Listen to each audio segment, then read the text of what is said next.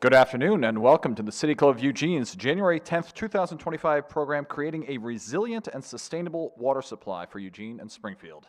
My name's Andrew Kalk and I'm City Club's president. We're coming to you from our home at the historic Wow Hall in the heart of downtown Eugene, and it's my pleasure to extend a warm welcome to our speakers and to all of us, or all of you, joining us in person, online, and over the radio.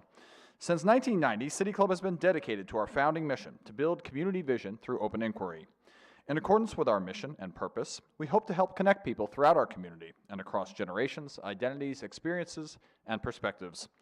You are invited this week and every week to join us in this effort, to learn something new, share your wisdom, and take active steps to make a difference in this city and region that we love. Of course, we cannot do this work alone, so a special thank you to our Platinum, Community, and Diamond sponsors. The Eugene Area Chamber of Commerce, serving as a catalytic leader in creating a vibrant and diverse economy that drives economic opportunity and well-being. Kaiser Permanente, which exists to provide high-quality, affordable healthcare services and to improve the health of our members and the communities we serve. More information at www.kp.org. The University of Oregon has helped Oregonians question critically, think logically, reason effectively, communicate clearly, act creatively, and live ethically since 1876. More information at uoregon.edu. Lane Community College transforms lives through learning. LCC provides comprehensive, accessible, high-quality educational opportunities that promote student success. For more information, visit lanecc.edu. And thank you to the City of Eugene and to Lane County for their support as well. And thinking about how to introduce today's topic, water, that most elemental of needs, I couldn't help but dwell on a line from the Rime of the Ancient Mariner, written by British poet Samuel Taylor Coleridge over 200 years ago. After their ship is blown into uncharted waters near the equator, where it's stranded by calm winds, Coleridge wrote, "Water, water everywhere, nor any drop to drink." Luckily, for those of us who call the Willamette and the Mackenzie riversheds home, there is indeed water everywhere. In fact, Willamette is a Kalapuya word that means where the river ripples and runs fast. And yet, the presence of water alone cannot explain the miracle that it is to go to your tap, turn it, and know that fresh, clean water is ready for your use. That miracle is not a divine one, but instead the result of expert engineering, data-driven planning, and forward-looking vision. And we're fortunate to have two of those visionary public servants with us today. Karen Kelly is eWeb's Chief Operations Officer and has been with the utility since 2019. As COO, Karen ensures the delivery of safe, reliable services to the community, which includes managing complex infrastructure projects, directing operational and engineering teams, and driving initiatives to enhance system resiliency and sustainability. Todd Miller is the Deputy Director of the City of Springfield's Environmental Services and the Metropolitan Wastewater Management Commission. Todd has worked for Springfield's Environmental Services for the past 17 years and has been working in environmental management and water resources for 35 years. We're grateful to each of you for your work, and we welcome you to City Club. Thanks.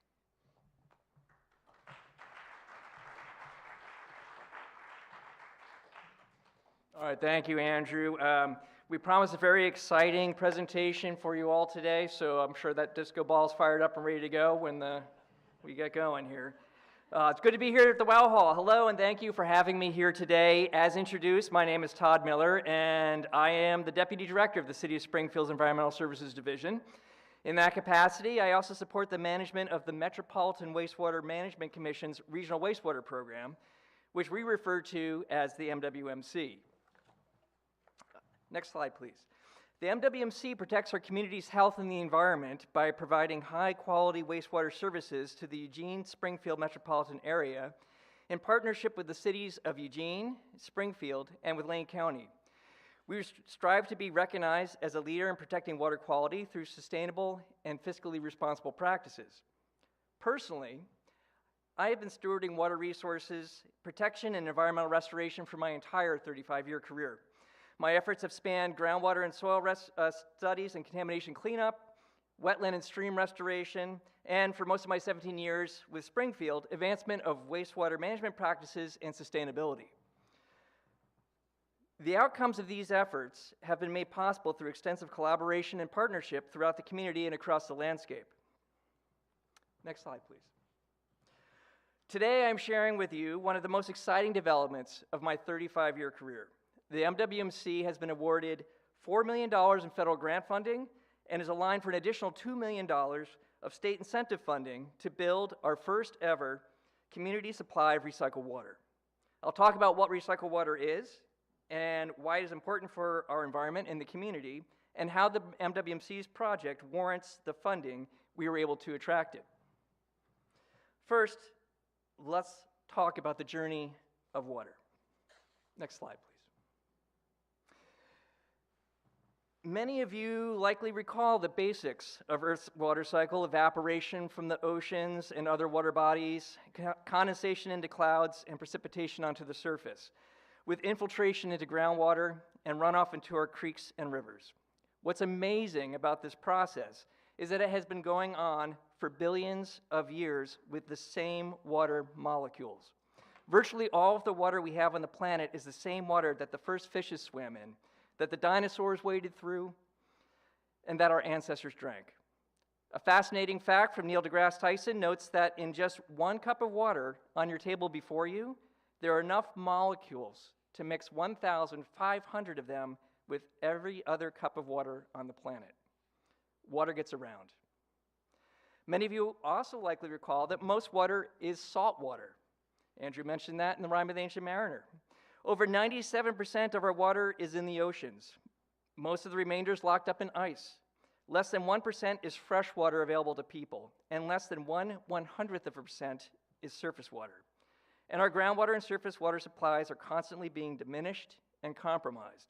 As Western Oregonians, we are remarkably lucky to have the drinking water supplies we do, and my colleague from eWeb will share more about that fact in a moment. So with that context, let's talk about wastewater and the critical importance of modern wastewater treatment. Next slide.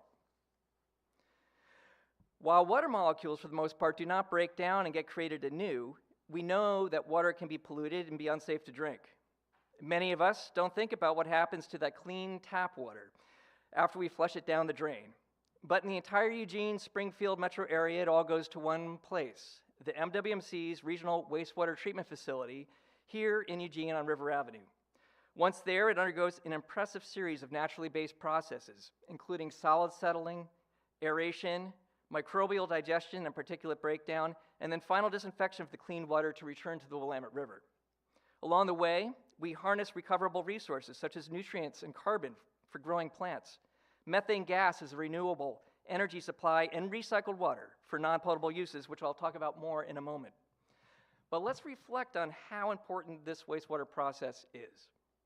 In essence, as a community, we are borrowing water from the hydrologic cycle, either from surface water or groundwater on the upriver end of our metro area, using it in our homes and businesses, and then cleaning it and returning it to the river, where it is used again by downstream communities and helps maintain the balance of water in the Willamette River.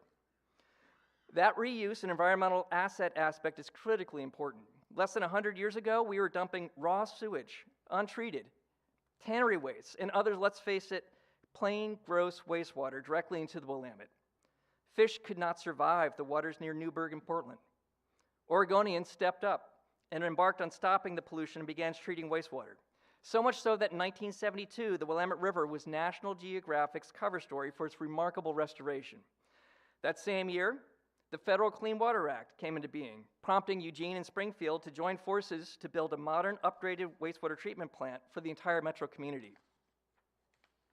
Next slide, please. So, as we like to say at the MWMC, we clean water. We clean water to meet water quality standards for salmon and people and all the beneficial uses of the river. And when we are done, the clean water can be directly applied to other beneficial uses like landscape irrigation. It is that direct use, as opposed to return flow to the river, that qualifies the treated water as recycled water under Oregon regulations. Management of water resources through water recycling is not new. It has been in use for over 100 years in some parts of the country. At the MWMC treatment plant, we have been irrigating our landscaping since the 1980s with recycled water. And since the early 2000s, we have irrigated our poplar trees at the BioCycle farm, which is another exciting element of the MWMC's sustainable wastewater treatment practices. These uses total 80 to 90 million gallons per year, which is about 3 to 4 days worth of flow through the entire treatment plant. However, not all of our landscaping is currently irrigated with recycled water. Why? Well, here we learn about the classes of recycled water. Next slide, please. Recycled water is a great resource for uses that do not require drinking water quality. But there are varying levels of water quality appropriate for different beneficial uses. Therefore, Oregon recognizes 4 classes of recycled water: A, B, C, and D, with D being basic treatment that is safe for discharge to the river and for uses such as non-food agriculture, and A being the highest level of treatment suitable for nearly any use that does not require drinking water purification, including food crops and parks irrigation. The project we have identified will add a side stream of Class A recycled water production for community use to offset other freshwater needs. For the MWMC's landscaping that is publicly accessible along the bike path perimeter of the facility, we historically irrigate with drinking water. This project will allow us to fully irrigate with recycled water, as well as provide recycled water as a resource for the community. Next slide, please. Our journey started over 20 years ago when our leadership and technical consultants identified a great potential win-win for the community and the environment by expanding uses of recycled water. While Class D water is perfectly acceptable for discharging to the river, it can contain higher amounts of particulates, nutrients, and heat over the course of the day than is desirable. Although returning that water to the river maintains the water balance, reducing the total volume of treated wastewater discharge provides additional water quality benefits for the river by reducing those inputs. And if we offset other water withdrawals, not borrowing it from the river in the first place, we have created a responsible and effective practice for water management. But where? Where in the water-rich Willamette Valley does this make the most sense? That was also part of our journey over the last 20 years. We had exciting conversations with many community members about potential uses that were not practical, at least not yet. We learned from other communities up and down the West Coast where recycled water was most successful and where it had failed. We learned that communities who started their programs 20 years ago had the water they needed just in time for emerging water stress situations, and those who did not plan until the water stresses became a reality were too late. In fact, when we began our studies, drought was not much of a concern locally. Since then, Lane County has experienced 3 officially declared droughts, and we are experiencing longer, drier, hotter summers. This climatic impact places more demand on water for irrigation, while our rivers run lower at times when they're critical for sustaining habitats, as well as for our recreational needs. Consider the high value of our rivers for cooling off during those hot summer days. Fish need lots of cool water, and so do humans. We eventually landed on 2 very exciting partnerships that will provide immediate benefits with the opportunity to grow in the future. Next slide, please. One is with the sand and gravel operations just downriver from the MWMC's treatment plant. We will provide recycled water for rock processing and equipment washing and leave more unused water in place to flow downstream. The second is with Eugene Parks and Open Space to irrigate street trees. Tanker trucks will refill with recycled water instead of with drinking water from tapping fire hydrants. The nutrients in recycled water will also enhance the growth of our urban tree canopy to reduce the summertime heat island effect.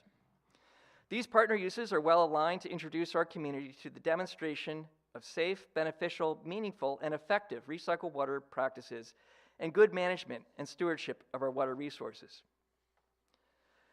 This MWMC project is recognized not only in our internal planning documents for the potential benefits I have described, but also in Eugene Springfield's Natural Hazards Mitigation Plan for Drought Resiliency and in EWEB's Water Conservation Plan as a means to manage total water use. Furthermore, wastewater treatment plant discharges are identified sources of potential additional heat in Oregon's total maximum daily load plan for temperature in the Willamette River. And reduced discharge through recycled water use helps address the need to protect cool water habitats. Next slide.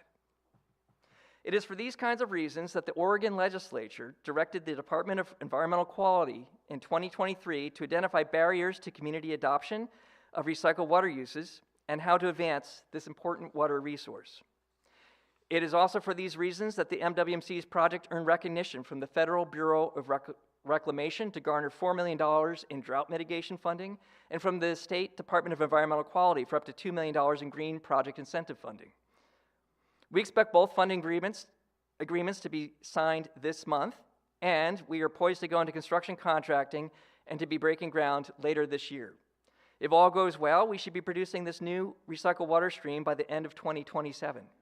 Our design capacity will be up to 1.3 million gallons per day, with initial uses of around 0.5 million gallons per day, or about 2 to 5% of our typical summertime flow. A small but hardly insignificant amount. Next slide, please. We are also pleased that we have engineered a solution to make use of two essential but underutilized facilities at the wastewater treatment plant. One is our tertiary filter units, which were added in 2011 to provide additional solids removal to maintain water quality during some infrequent conditions. These same filters are the first step towards producing high-clarity Class A recycled water. We also have 1 million gallons of reservoir storage available in our high-rate chlorine contact basin, which is only used for rare high rainfall events and is dry throughout the summer. Cobbling these together with a new ultraviolet light disinfection system for advanced disinfection of Class A recycled water, along with pump stations and some piping, we are able to augment our existing systems with minimal environmental footprint. Next slide. So this is exciting. In conjunction with the 50th anniversary of the formation of the MWMC, which will be upon us in 2027, we can celebrate with this important next step in water resources management and a dramatic advancement since the raw sewage discharge practices of just 100 years ago. Thank you for the invitation to speak on this topic today. Thank you especially to the funding organizations that recognize the value of bringing this recycled water resource to the Eugene Springfield community. And thank you to all the stakeholders, committed partners, potential users, and our local leadership for supporting and advancing this project.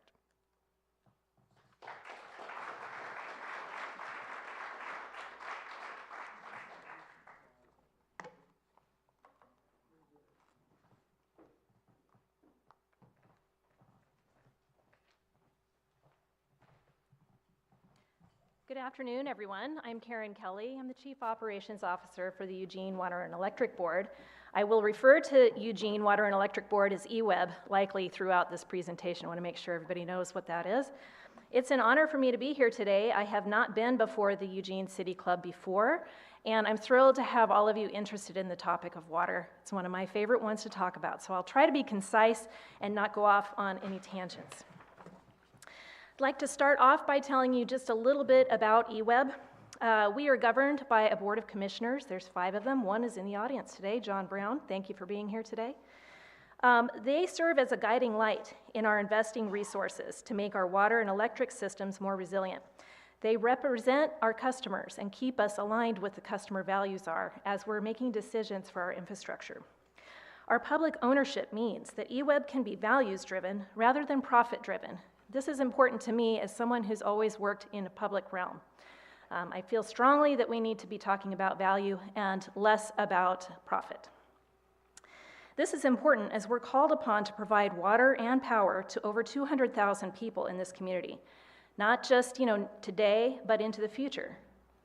As part of the executive team, I do oversee complex infrastructure projects, direct operational and engineering teams, and drive initiatives to enhance system resiliency and sustainability. We are stewards of the public's infrastructure, and that totals $1.4 billion worth. I personally came to this job from kind of a unique direction. Typically, you'd see someone in my role as an engineer who'd worked their way up through various parts of the utility, but instead, my history comes from public health. I started out working for Lynn County Environmental Health and the Oregon Health Authority as an environmental health regulator. After about 15 years, I decided I wanted to get closer to the action. And often I find myself wondering, just what was I thinking? Because boy, did I jump into a boiling pot of water when I made that move. So I went to work for the city of Albany as the water superintendent and oversaw their water system, as well as a small but highly regulated power generator, dam, and canal. After that, I did get the call to come to EWEB. And with that came as the water division manager here. After a couple of years, I was promoted to chief operations officer, which includes oversight not just of water, but power generation, electric transmission and distribution, along with additional services that support these operations. Through all of that, however, my heart has remained in public and environmental health. And I'll give you a reason why that is. So, in this job, there are a few things that can keep you up at night. One of them for me is the fact that we supply water to this large community with a single source of supply, which is the Mackenzie River. And while I worked for the state, I was part of numerous incidents of investigating and resolving waterborne disease outbreaks, as well as assisting water utilities when their single source of drinking water was disrupted or ran dry. Think contamination, equipment failures, major leaks, and drought. The consequences of those are severe. One of the stories that got my attention in 2014 happened to a utility in West Virginia when about 10,000 gallons of chemicals, a couple of really bad chemicals, leaked into their single source of drinking water, which was the Elk River. This forced this community to issue a do not use order. So not a boil order where you can still actually use the water, but do not use, meaning it cannot come in contact with your skin or anything, essentially. You can use it to flush toilets and that's about it. In total, that spill affected about 300,000 people, 369 of which went to the hospital with health effects. The order lasted only 5 days, which is, tough, but not insurmountable. But what happened really in reality was that the public's trust was lost, not just for a short period of time, but really years in their water system. And we don't have to look far for other examples of water crises. In 2018, the city of Salem had to issue a do not use order because of cyanotoxin contamination in the water. That had resulted from harmful algal blooms in their North Santiam watershed. That's their primary water source, and their treatment system was not designed to handle or adequately remove that contamination. Their backup wells, which they did have many of these, they did not have enough capacity to meet the needs of the city.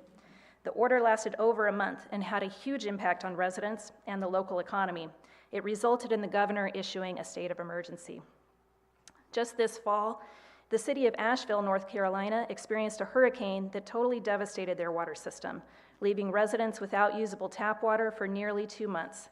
So imagine 52 days without access to clean drinking water in their home. And this was a city much like Eugene that is considered a climate safe haven. But just like the West Virginia example, Salem and Asheville, we have the same climate risks and water system vulnerabilities that we must prepare for. And I have to tell you, I've never been so stressed in my life as I was during the Holiday Farm fire of 2020. The evacuation zone was right across the river from our one and only treatment plant, and we had many sleepless nights wondering if we were going to have to evacuate and what would we do should we lose this water plant? What would our community do? But I'm not here to scare you. I'm really here to talk about what are we doing about these vulnerabilities. We are investing in water resiliency. This is a major priority for EWEB. A few years ago, we completed critical upgrades to harden our water treatment plant at Hayden Bridge to make it safer. Our current focus is on building robust water storage facilities, which are the backbone to our distribution system. We installed 2 new tanks at our East 40th Avenue site and are now working on building earthquake-resilient water storage tanks at College Hill and eventually at Hawkins Hill. And given that you are all very engaged community members, I'm sure you've heard a lot about these projects and seen them in the news. In addition, we are finishing up a multi-year project to bring emergency water stations fed by wells to the city of Eugene.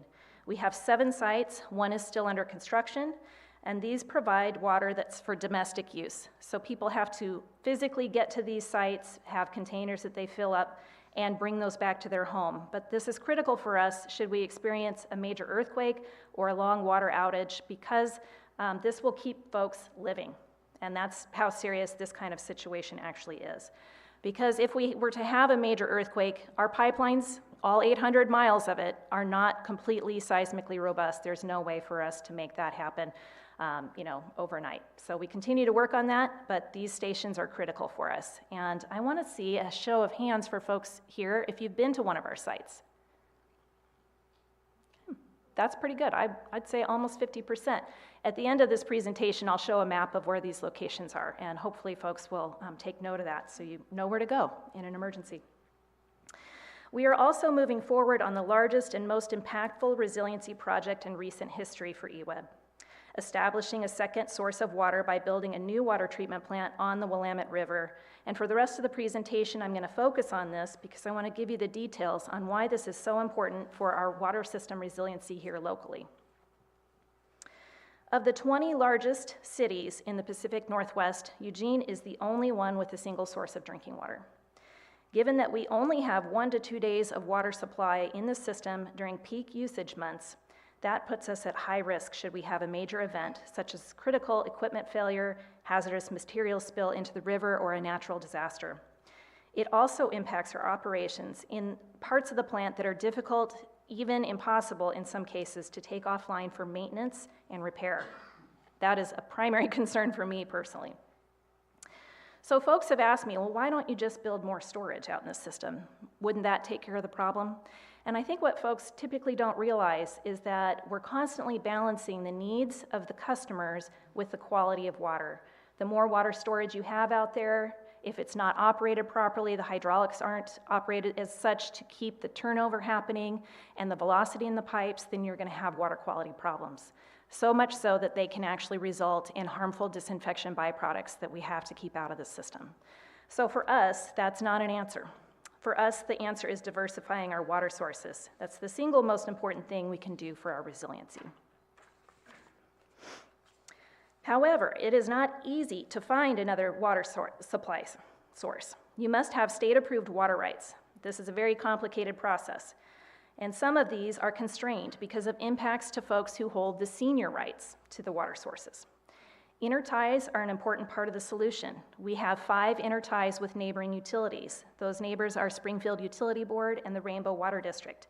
We can move some water between our systems, but our neighbors don't have the capacity to support Eugene's basic daily needs, nor to keep our businesses and institutions viable. We may find a solution here for a short period of time, but certainly not in any lengthy event. EWEB would like to be more self-sufficient in times of crisis and be able to support others in the region if needed.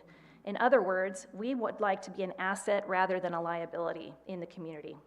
And we have found a workable solution to diversify our water supply on the Willamette River at an intake where the quality is excellent. For example, during the ice storm last year, Springfield Utility Board lost part of their water system. Some of their customers did not have water. They did approach us to ask for water. Unfortunately, 3 of our power feeds, all 3 power feeds to our water plant, were brought down in the storm. So we were on backup power, which means we have to reduce our own capacity. Should we have had this second water plant online, even if it had lost power and we were on generating power there, we could have supplied the needs of the Springfield Utility Board in that situation. And that's what we're aiming to be able to do. So after decades of work, we made major progress with getting the water rights approved that we need on the Willamette River.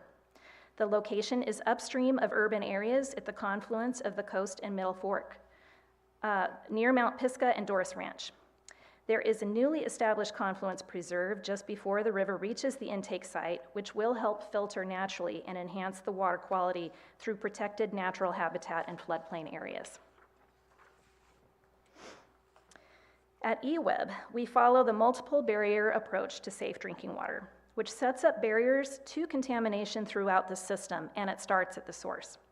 You've heard the old adage, an ounce of prevention is worth a pound of cure. Well, that's what we're doing here. We're looking at what are the potential contaminant sources in the watershed and what could we do to mitigate or reduce their impacts on drinking water quality. If we can keep it out of the river or reduce the impacts, we can prevent costly changes to our treatment system while improving the health of the river for ecology, recreation, and other interests. This is no easy task given that we don't own or manage much of the property within the watershed.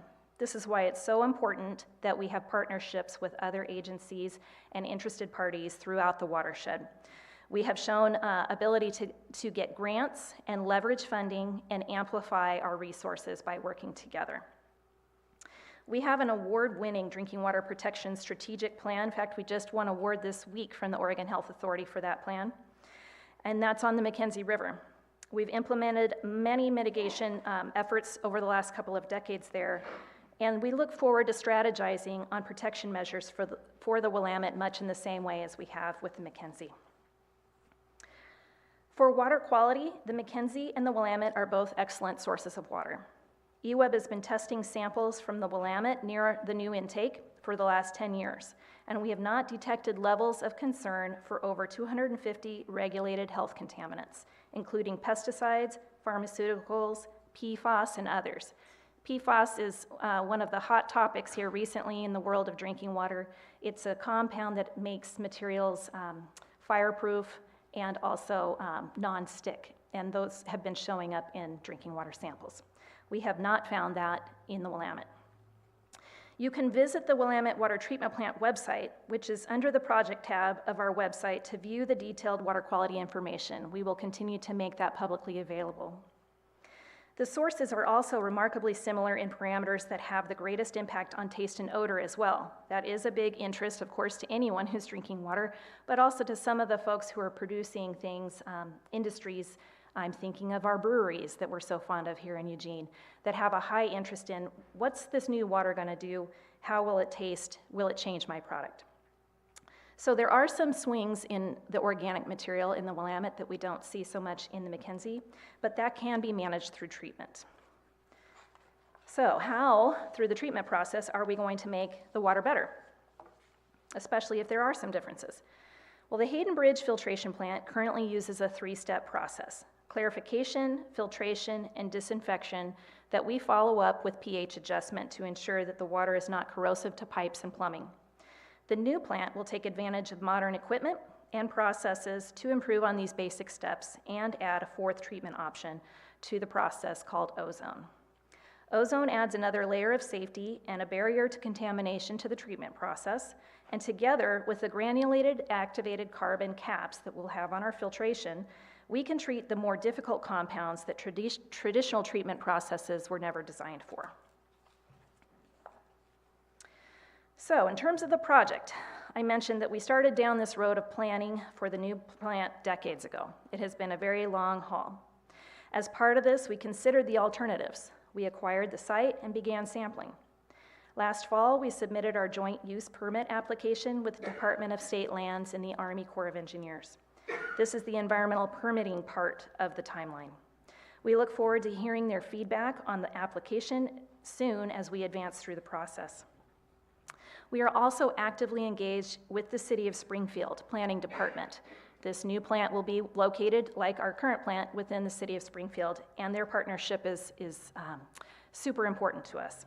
We appreciate the assistance that they've provided us so far, and we look forward to working with them through the process. We are also planning to go out for bid on the plant design in the next month or so and hope to award the job in April or May of this year. Construction won't begin until 2026 at the earliest, and it's going to take about 3 years to complete. So by 2029, we hope to commission the plant and introduce Willamette water into the system. I would like to stress that the new plant is about resiliency, not about growth. This is not about needing more water. This is about the fact that we have ample water rights on the Mackenzie, and the capacity at Hayden Bridge is projected to meet more than our demands for the next 20 plus years, maybe longer. This 20-year horizon is typically what we're looking at for water projections. Because the majority of the water rights on the Mackenzie, the Hayden Bridge plant will remain our primary plant. The Willamette will run continuously, though, to supply water from the Willamette and join with the Mackenzie and be ready in a disaster. We've been asked questions about, can you just turn it on in an emergency? And the answer is no. The plants just don't run well that way. They won't be ready to go the minute you turn it on. You have to keep using it, keep it active, and keep it maintained. With respect to the new plant, I did want to give a couple of details here. We are projecting the cost of this plant to be about $100 million. That is significant.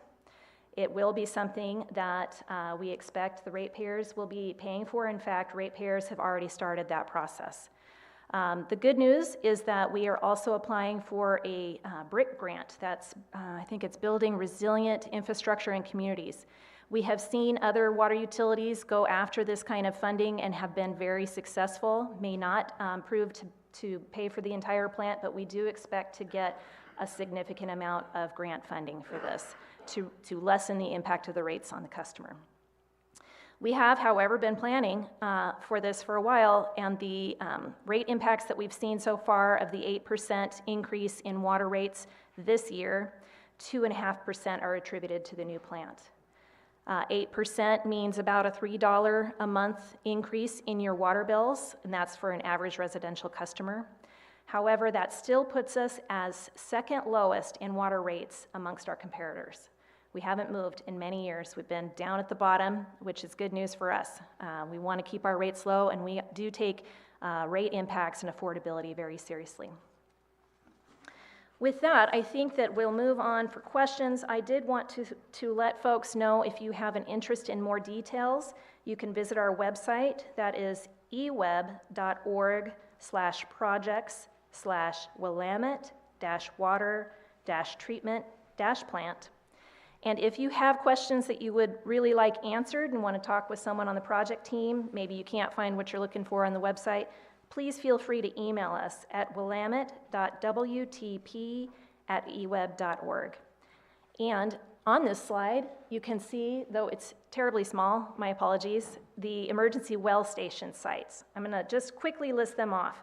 Prairie Mountain School, Howard Elementary School, Eugene Science Center, Lane Events Center, Sheldon Community Center, Amazon Park YMCA, and the one that's under construction is the Kennedy Middle School.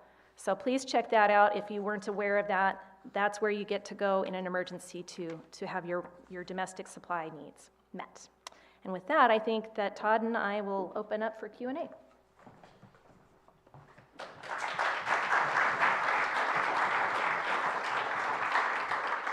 Thank you both so much. We will begin our question and answer in just a moment, but first I'd like to thank the business and in-kind sponsors whose support helps to make City Club possible.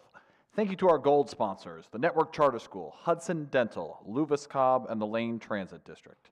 Thank you also to our in-kind sponsors, KRVM 91.9 Radio, Dotson's Photography, Pack Info, and Kid Sports. Also a special thank you today to our award-winning public radio station, KLCC FM 89.7, for airing City Club programs Monday nights at 7 p.m. For those listening at home or in the car right now, your household is one of several thousand tuning into City Club on KLCC, and we love that you're here. You can also find all recent City Club programs archived on KLCC, as well as on our YouTube channel and as podcasts. We'll be back in just a minute for questions. Thank you.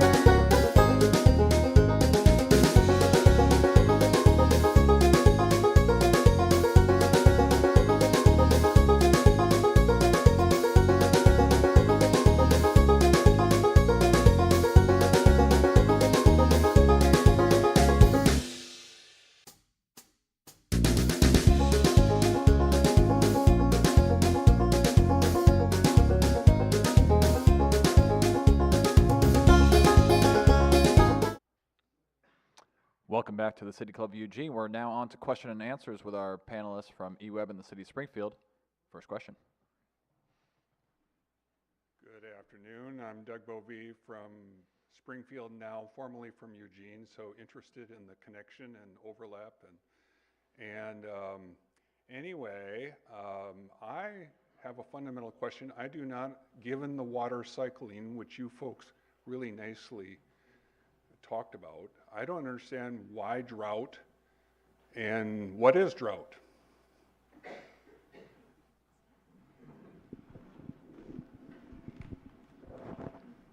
How to answer that in a minute or less. Well, I think obviously when you think of drought, you think of lack of water, right? For us, in the context of, you might think of arid, cracked, desiccated landscape as being drought. When we have drought here, with the declared droughts we've had in Lane County, it's because we've had abnormally low amounts of water, reduced snowpack, reduced runoff, reduced groundwater storage that is releasing that water to our rivers and provides less water all the way around. Pretty much I think across Oregon with water rights, over 100% of that water is really allocated.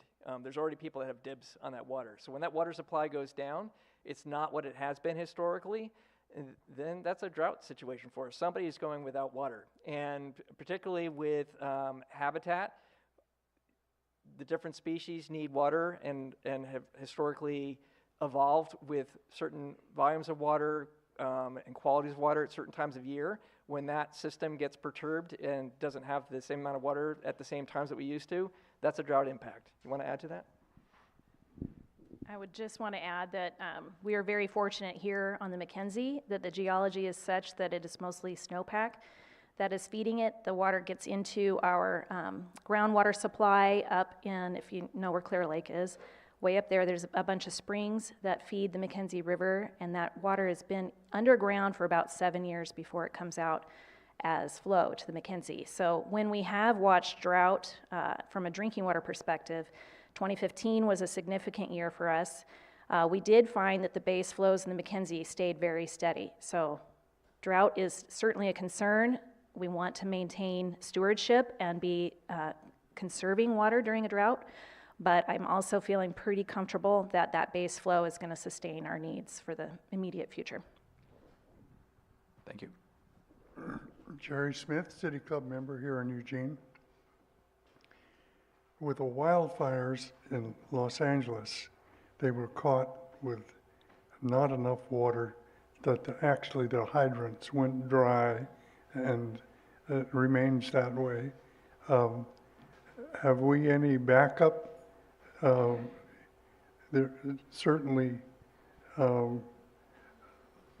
late fall here, we're a threatened community every year.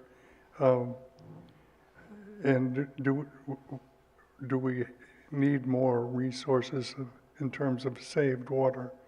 And I have a second small remote question about water. In the last couple of years, they've discovered that a small blooming plant that floats on the surface of water, generally called duckweed, has 40% protein. It's a really significant vegetable source of protein. It also can be, it grows very fast. and can be a threat by covering the pond with complete service. But is anything happening here now in terms of people trying duckweed, and is it a threat? I'll take a stab at that first part, which is about wildfire.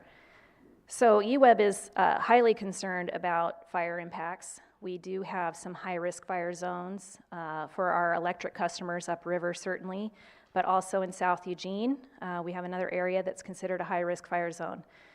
With drinking water, we are required to meet fire flow protection standards, and that is where a lot of the water in our storage system is basically banked, is to meet those standards. And our pumping systems must be able to move that water to those areas in order to meet the standards that have been set.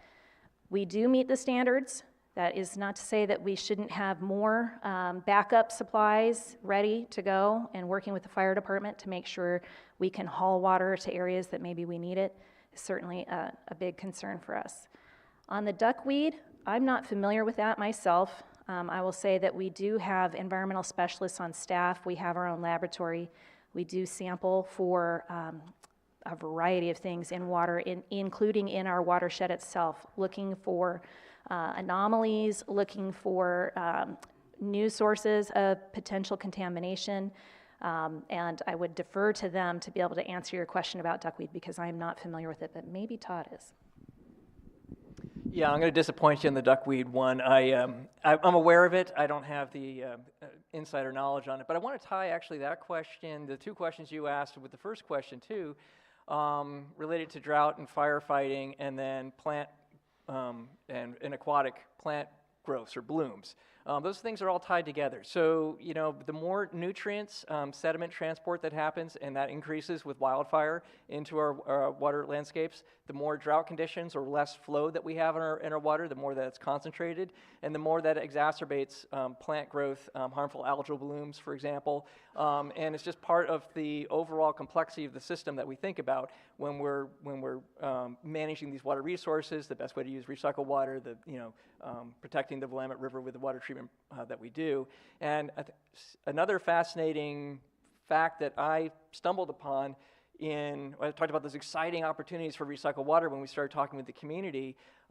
We've got facilities that are really close to the Eugene airport, and we thought, boy, there's got to be a tie-in there. They use all that water for cleaning equipment. There's a lot of irrigation that happens out there. Well, it turns out, as discussed, the EWEB drinking supply system out there is sized primarily for firefighting. And you can imagine the firefighting demands, if there's a fire at the airport, are pretty significant. So there's a lot of water that has to stay out there. And also, as Karen mentioned, the water quality, not making that water go stale, stagnant. You have to flush it through, make sure that it's cycled. If we start replacing that water source with recycled water, we have to do something with that drinking water anyway, because it's the quality's not going to remain, right? We already have a huge source out there. So that was not a good fit. So that's one of those other balancing factors that we think about when we're planning these water resource projects for the community. Thank you. Wendy. My name is Wendy Wheeler-Coltrane. I've been a member for a long time. I have two questions. If someone comes behind me, I'll refrain from the second one, and if there's more time. The first question is directed to the gentleman. I'm sorry, forget your name. Having to do with the recycled water system that is being put into place. It sounds really exciting. I either missed it or I would like to know more about the sludge part of all of that process. What happens with the material aspects of that treatment? And is it possible, or is it already happening, for it to have value to and be safe for our community in some fashion or another, in terms of compost or whatever? That's my first question. Yeah, so we could talk for a long time on that subject. I'll try to be concise. I think the most exciting thing to think about is when you go out talking about the airport, you might notice that there's a grove of trees on the opposite side of Highway 99. That's the Biocycle farm that I mentioned in my talk. We have 400 acres of hybrid poplar trees that grow out there. That's part of our biosolids, what we call the treated sludge portion, the solids portion of the wastewater treatment. We utilize 100% of that solid material that we extract from during the wastewater treatment process. That material that settles out and gets digested and basically composted through anaerobic processes is piped out 6 miles from the wastewater treatment plant to that facility that's out near the airport. That material then is further processed and aged and basically turned into, it's technically not compost under statute and rules, but for our purposes, compost. That then is, 100% of that is land applied and used to grow things like grass seed, fodder for and forage for farm animals, and then we, based on the balance, because we don't know what the demand and production is going to be every year, that's why the commission back in 2000 adopted the Biocycle farm, and we use the poplar trees to absorb the excess nutrients, basically, that are concentrated in that. So the safety of biosolids, another thing that we're very proud of is we meet or exceed 50% or better of what the EPA's thresholds are set for that material. And we're always looking for ways to improve. We've mentioned many potential contaminants of concern. We've always have our eyes on that. And I was going to say, I'm not going to go too much into that, except that biosolids can concentrate those things a little bit more. So one of the great things about, I think, the Class A recycled water project that I'm really excited about, hopefully that you are, is that tying all that, your use, the water cycle, the wastewater treatment process, all of that together, and then the impacts that we have. How do we protect not only the river downstream from us, but how do we protect our own water supplies, including recycled water, including the quality of biosolids, and continue to use that responsibly and effectively and sustainably. And that comes down to the everyday actions that you and I take about what we put down the drain, what type of products we use, et cetera. Thank you. I always wondered what those trees were there for. It was like, there's this batch of trees, and they're just standing out in the middle of nowhere. And if you go to Bring Recycling right now, we've got a pilot project. We still have some boards that we made from the last harvest. You can buy some poplar made from our community contributions to the wastewater treatment system and build something cool with it. Great. The second question to our COO is about the Mackenzie River. I remember many years ago taking a tour of the filtration plant there and was very impressed with the quality of our Mackenzie River. I feel very personally proud of the fact that at that time I was told that the Mackenzie River was the third purest water source in the world. Now, I don't know how entirely true that was, but anyway, it was nice to hear that we have a filtration plant rather than a treatment plant coming out of the Mackenzie.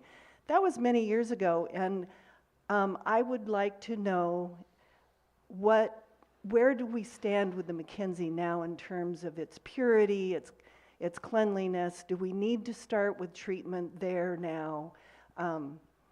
How does it stand in comparison to the Willamette? So when we look at the health-based constituents, they're very, very similar. Excellent quality.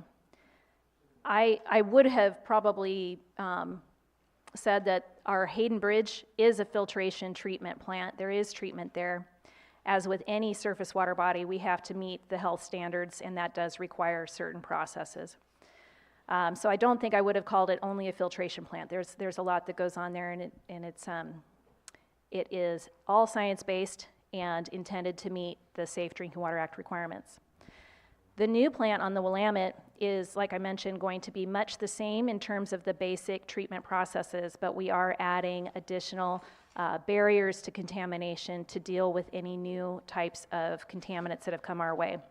And there have been many in recent years. Some that I didn't mention are pharmaceuticals, personal care products, endocrine disruptors. Those are things that we never looked for before. They're not new, but we never looked for them before, and then when you look for them, you may find them. And what we're finding is that they do have health implications on people in long-term consumption settings. So this new plant, we're planning for that. There is a difference in the types of contaminant sources within the watersheds. I too am strangely proud of the Mackenzie. I feel like I've had, not much to do with it, personally, although the communities, here, Springfield, upriver, take great pride in what the Mackenzie offers us. All of the things, not just drinking water, but recreation, agriculture, fishing, all of the things that people love about the Mackenzie. And this community does take pride in environmental stewardship, and I don't see that in other places. When I worked for the city of Albany, we did not have that there.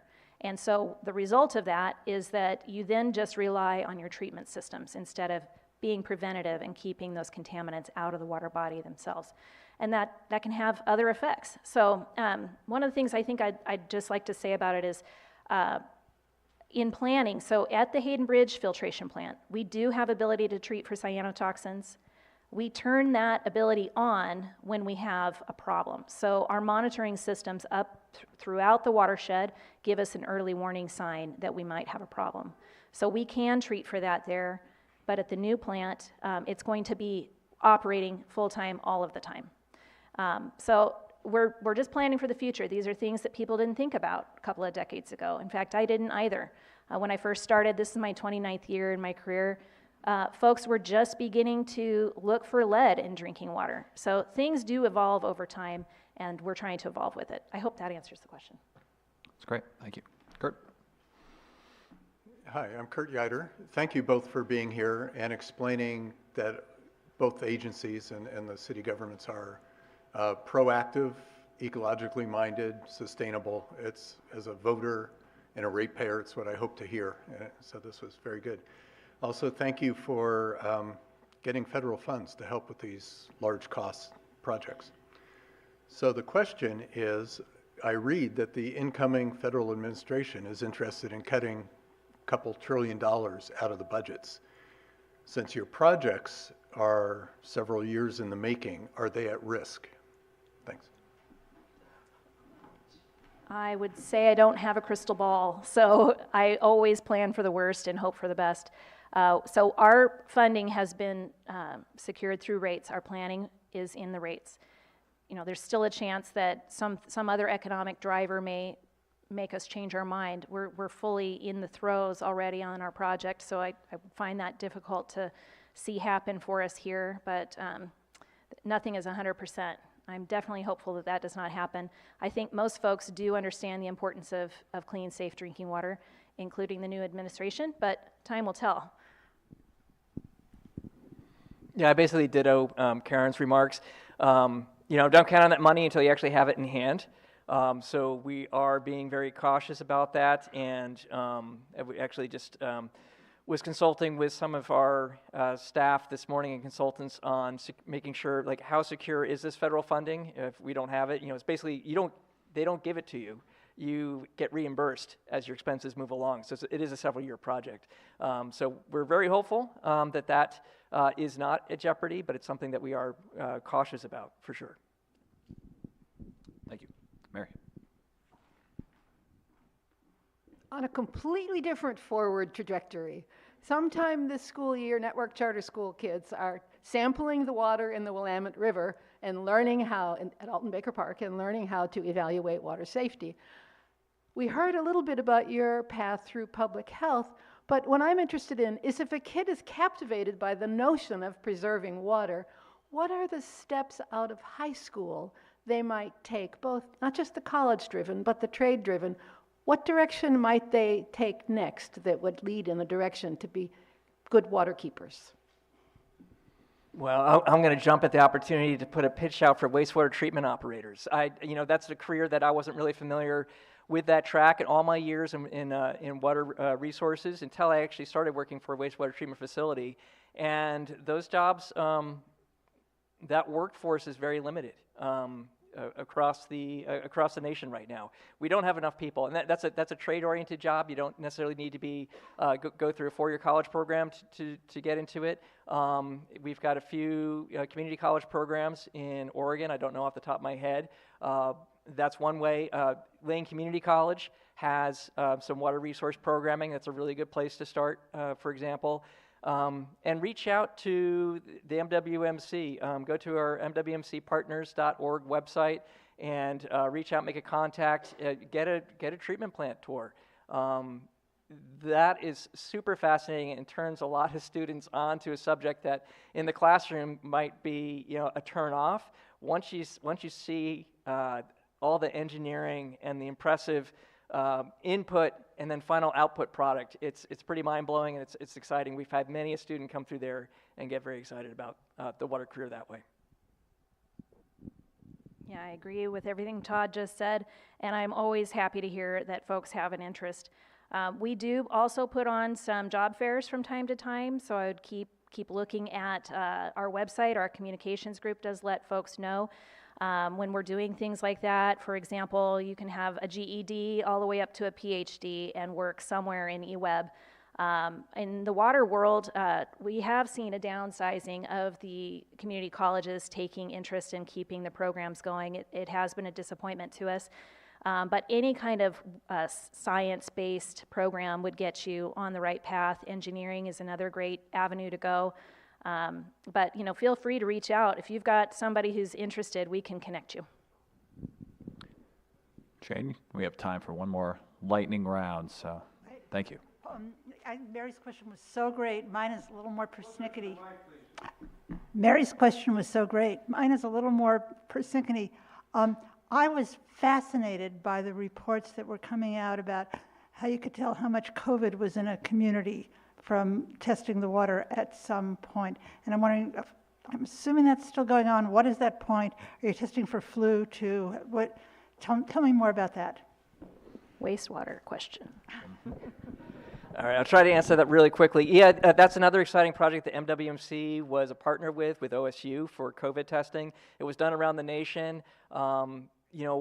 Pretty much everything that comes through the community, you can find it in the wastewater, for whether it's illicit drug use or infectious disease, et cetera. So it's a really good indicator. It's a post indicator. It's not as quick and rapid as if you could test each individual and get it up front. But so it's a step behind that. But given that that's impractical, it's been a really great tool, and I think it's going to be an emerging tool of the century, where wastewater facilities actually become part of our public health system. Not only in the water quality protection that it provides, but in identifying and having early community response to pandemic outbreaks, flu outbreaks, that type of thing. Does that help answer the question? Yes. That's all the time we have for today. Please join me in thanking our speakers.